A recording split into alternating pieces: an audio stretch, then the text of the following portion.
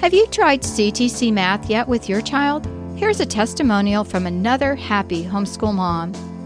Amber said, "I'm absolutely thrilled with CTC Math. It's a rare find that I've used with my children for more than 6 years now. I have 6 children using CTC Math, and each child has found it easy to navigate and very applicable. I love seeing them enjoy this math program and grow in their mathematical journey. Thank you so much for all that you're doing and for providing quality math lessons for my children." So friends, if you're looking for a great online math program, visit ctcmath.com. That's ctcmath.com.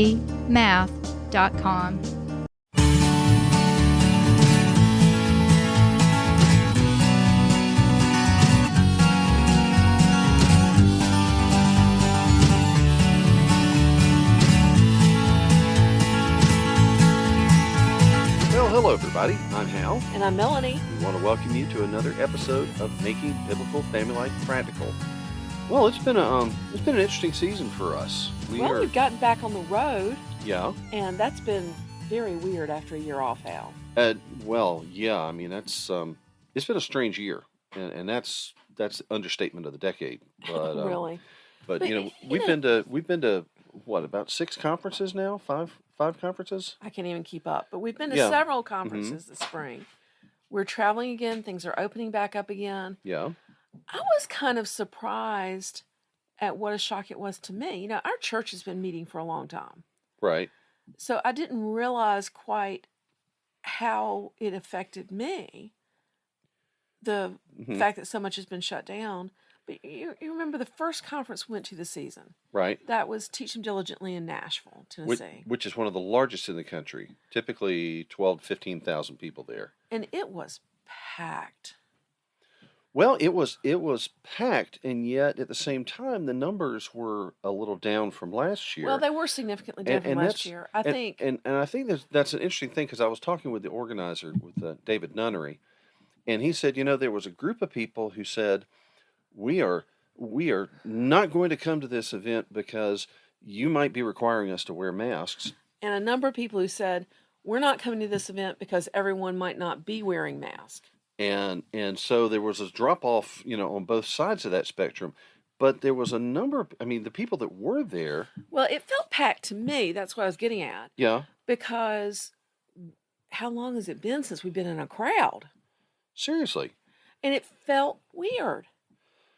It did. And it took a little bit of getting used to. Right. To talk to a bunch of different people. By the end of each day, I was wiped. And normally, I love conferences. I love what we do, and I find it very enjoyable. Right. But it seemed way more exhausting than usual, and that's kind of what made me think, as we talk to parents around the country, what we're hearing is their kids are struggling with getting back to normal.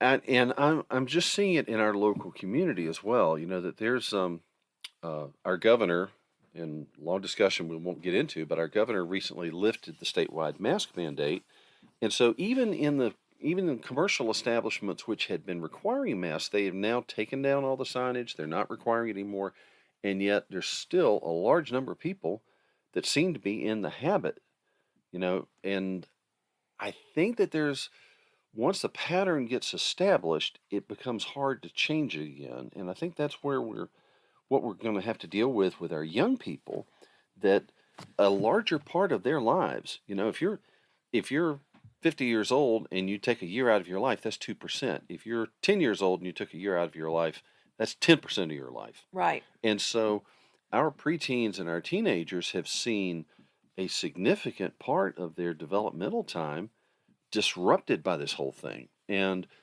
one of the characteristics that we see very typically with preteens is that they're awkward to the point of being fearful.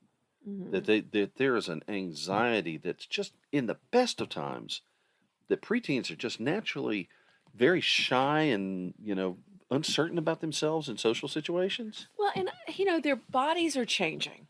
Right. Which makes them feel uncomfortable and awkward, Yeah. because they're different. Yeah. At the same time, their emotions are going crazy from the hormones. Right. And it's easy for the combination of it. And, their intellects are changing. They're able to think more about what other people are thinking than they Right. could before. Right. And the Right. combination means social stuff is scary. Mm-hmm. And they don't understand that it's scary to everybody. Right. Right. And so social anxiety is a real thing, particularly in the preteens and early teens. But the isolation of the pandemic Uh-huh. has exacerbated that to a tremendous degree. Hell, I read some interesting research. Tell me about it. So the C.S. Mott Children's Hospital did a national poll on children's health, Mm-hmm. and they looked at a nationally standard sample, okay? Mm-hmm. And asking parents about the emotional impact Right. the pandemic restrictions had on teens, like 13 to 18. Mm-hmm. 46%, Mm-hmm. nearly half of all parents, said their children had shown signs of a new or worsening mental health condition. Wow. I mean, that's outrageous. Wow. Half? Half? New or worsening. And so Mm. that's really startling. 3 out of 4 of them, Mm-hmm. so 75% of parents said that COVID-19 has had a negative impact on their teens being able to interact with friends. Right. So, folks, you're not alone. It's not just No. your teens. No. That is. 3/4 of all parents said their teens are struggling with social interaction. Mm-hmm. Yeah. I mean, that's big numbers, Hal. Mm-hmm. Yeah, I see that 1 out of 5 boys have experienced new or worsening anxiety since last March, and 1 out of 3 girls. That's not a small subset, and that's not No. a normal percentage. Mm-mm. These are really high numbers that are saying that this isolation has tremendously impacted the vast majority of teenagers. Well, and one of the things too that I quote Dr. Jean Twenge frequently talking about Generation Z, the ones who are in high school now and the ones who are in college. And one of the things that she highlights is that they are a naturally fearful group. They're fearful of the uncertainties around them, and this is only this whole uproar during the pandemic has only made that natural tendency worse. Yes. So the question is, okay, we've got these young people in our circles, they are struggling. We're struggling, but a lot of us, we have a support network, we have our Right. families, we're used to dealing at some remote or removed because of the way our friendship network's set up and all. We have coping mechanisms that maybe our preteens and teens didn't. Yes. And so what can we do as parents and advisors to these preteens, teens, and young adults who are really legitimately struggling at this point? I think one thing we can do is let them know that it's normal, Mm-hmm. that they're not alone, that they're not the one kid who is broken Right. and is anxious and worried and stewing about this stuff. Because I Mm-hmm. think that's where their minds tend to go. Right. Well, everybody else is okay, but here I am. I'm just broken. Yeah. And social And media doesn't help that. no, it doesn't, because they look at their friends and their friends are posting the curated version, Yeah. the good stuff, just like they are. Yeah. And Surprise. and they're comparing their friend's highlight reel to their blooper reel. Right. And so social media has only made that circumstance even worse. It has. I think one thing we can do is by helping them get together in low stress situations, Mm-hmm. inviting a friend over, Mm-hmm. having a small group of friends to do something together, Right. like to do some work together, or to do a project together. Because when you're doing something, then you can keep you have something to look at other than the other person. Right. Right. You have something automatic to talk about. Hey, how does this work? Yeah. Right. It reduces the stress. To go on a hike, Yeah. or to work in an elderly person's yard, to play a board game. But to have something with a little bit of structure, so we don't just say, go hang out with your friends. They're not real good at hanging out anymore anyway. Right. And to say, oh, well, just go invent something to talk about. Yeah, they don't know what to talk Right. about. And so Because they've been through this isolation where they've only been with people that they feel comfortable with, which is, that's good, Right. but it means that the scariness of interacting with people they're not so comfortable with has gotten much bigger. Yeah, and I think maybe we don't always appreciate how isolated they feel compared to us. Because I know one of our young people said, it's been months since I've spoken to somebody that didn't have the same last name as I do. Yeah, in the midst of this last year. And you realize, oh, yeah, I guess that may be true. I hadn't Yeah, really thought about it. because this is a child that's, young enough that she wasn't making phone calls or getting on Zoom calls or Skype calls, Right. except with her siblings or her adult siblings. Thankfully, she has a lot of adult siblings, so it's not like she was not talking to anybody. Right. But still, I realized, oh my goodness, I need to find a way for her to interact with her little friends. I think there may be some place too for, how can we say, in a loving and gentle manner, pushing them out of their comfort zone. Yes. Because I think the isolation has caused a withdrawal that makes them, Yes. makes them so uneasy that they'd rather hide in their bunker than take the step out to say, okay, I'm gonna put myself out there and interact with somebody, and and I think we need to reintroduce them to that concept to say, you know what, people are not out there to eat you. Well, we need to be more proactive than we would have. Right. I know I didn't plan activities for my teens. They plan those activities. They'd say, "Hey, can we go to a contra dance? Yeah. We're gonna have a movie night over at the Julians or whatever." Yeah. And I'm finding we may need to say, "Hey, why don't we have a movie night? Right. Right. Why don't we do this? Why don't we go on a hike or something?" Because the our kids are going through this change. All of them are struggling with what does real life look like. All of us are struggling. Yeah. What is it going to look like to get back to normal life? Right. And even if you didn't take much, we have lots of friends who, they were at low risk. They lived in rural areas. They really didn't conform to a lot of the pandemic changes Right. that people in more metro areas have had to. Yes. But still, life has changed for all of us over the past year. Yeah. And it just startled me when we were at that conference that I wasn't used to being in a crowd anymore. And I had to think about that. I had to think it through. Well, I remember the first event or two that we went to. We were laughing with the other exhibitors in the book fair. As we were setting up or breaking down, we're kind of looking at each other, saying, I've done this dozens and dozens of times for years and years. Why am I stumbling around asking myself, what do I do next? It took us 8 hours to Yeah. set up in Nashville. Ridiculous. it was funny because we were all out of practice. Well, we're all out of practice. And well, I tell you, one of the things that really struck me as we did these events, even with those people on the edges not attending, with the smaller group that was there, the people that were there seemed almost desperately thankful. They were desperate to connect. There was a real, you could really tell people were eager to be out and seeing people and doing things again and no longer hiding away. And we did one conference in Texas and where pretty much nobody was wearing a mask. Right. Versus our state, our governor has kept us pretty locked down in our area. Yeah, until just very recently. And it was amazing how refreshing it was to see people's faces. Other than our family. Right. But to see strangers' faces and how much easier it was to talk to them when you could see their face and you could see their reactions. I think that has been part of it too, that we've all been cut off from these social cues.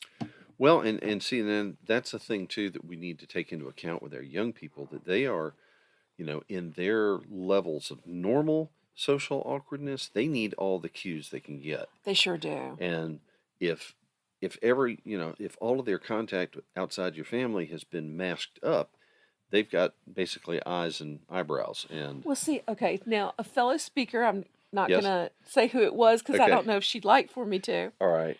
we were at a speaker banquet and Right. one of the conferences we spoke at, Mm-hmm.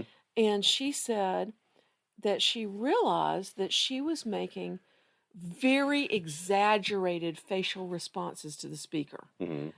That she would look surprised and, make a big surprised face or Right. smile with a giant smile. And she realized that she's been exaggerating her facial expression so that people could tell looking at her eyes Mm-hmm. what facial expression she had. Right. Now, she wasn't wearing a mask at this banquet. It was in a state that had opened up more. Yeah. And she said she realized that she looked like a maniac, Well, because she was just making these wild expressions. right. But she'd had to in order to give people the cues they needed. Yeah. And so, yeah, things are kind of messed up. Give your kids grace and help them. Mm-hmm. Help them to make the transition. Suggest doing some things with friends, particularly where they're doing things. And take the step to set these up and to lead your young people into it, not just to send them out, but to say, hey, let's go do this. This is going to be fun. You'll be glad you did it and all. Overcome their anxiety, because I think as they get back into the routine, their anxiety will lessen. Well, that's part of dealing with anxiety, Hal, Yeah. is to have a controlled exposure to the feared thing. Mm-hmm. Yeah. And so part of dealing with anxiety is facing your fears, standing up to them. Mm-hmm. And the Lord will give us the grace and strength. And we need to encourage our kids Mm-hmm. that they are not alone, that the Lord is with them, and that Mm-hmm. He'll give them the grace and give them the strength to do this. Mm-hmm. And let's help them. They need our help to overcome this. They need good, healthy suggestions of things to do. They need things to keep their hands busy, to keep their minds busy as they begin to reconnect. Right. Hal, Yes. before we go, I wanted to mention Right. that one of the things we came up with during this time Yes. is party packs for Craftsman Crate. Okay. Craftsman Crate is our subscription box that teaches artisanal skills to teens Mm-hmm. using real tools and complete kits, Right. all sorts of different things. Globe making is the one we're doing this month. Okay. Tin punch, Yeah. wood burning, all sorts of different things. Right. Well, we put together party packs where people could order several copies of the same kit Uh-huh. and have a party where the kids all work on their crate. And they can take their crate home with them when they're done. Yeah. And that gives them something to do and something to talk about as they begin to reconnect with their friends. Mm-hmm. I think that's especially helpful for boys. Okay. So where do they go to find these? They go to raisingrealmen.com Right. and they can just hit the shop, Mm-hmm. scroll down to subscription boxes, and it's right there. Right there. Just page through it and you'll find the Yeah, party party packs. Okay. Yeah. That's a great option. And so one thing we do encourage you on that. Also, just want to encourage you, if you are within driving distance of Central North Carolina, we are going to be speaking at the North Carolinians for Home Education Conference, the Thrive Conference, next weekend. And if you can't get there, Mm-hmm. we're going to be doing the online Mhm. HEAV, Home Educators Association of Virginia conference. The Homeschooling with Confidence Yes. Unstoppable Conference, they're calling it. And that's going to be Yeah. second week of June, I think. June 9th through 11th. All right. Right. That's going to be online, so you can get information.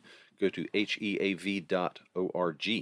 Yeah, I'd love to to connect get with information on that. So, all right. Well, and it's going to be a unique. It's not your typical online conference. It's going to be a lot of interactive stuff. that's what I understand. All right. So we're looking forward to that. Okay, guys, you can find us at raisingrealmen.com. Mm-hmm. You can find the archives for our podcast at helenmelanie.com/radio. And you can also find us and subscribe anywhere that fine podcasts are found, at iHeartRadio or Spotify or Apple Podcasts, Anywhere. anywhere you normally find us. So, all right. So until next time, we do thank you for joining us. I'm Hal. And I'm Melanie. Thank you for listening. Get out there, folks. All right. Bye-bye. You've been listening to Making Biblical Family Life Practical with Hal and Melanie Young. If you found this program interesting, challenging, and encouraging, why not join us on the web at halandmelanie.com. That's HALANDMELANIE.com. Or follow us on social media. You can find us on Facebook at Facebook/Hal and Melanie or Facebook.com/RaisingRealMen. This program is a production of the Ultimate Homeschool Radio Network. Join us next week when we'll be back to talk about making biblical family life practical. Until then, thank you and God bless you for listening.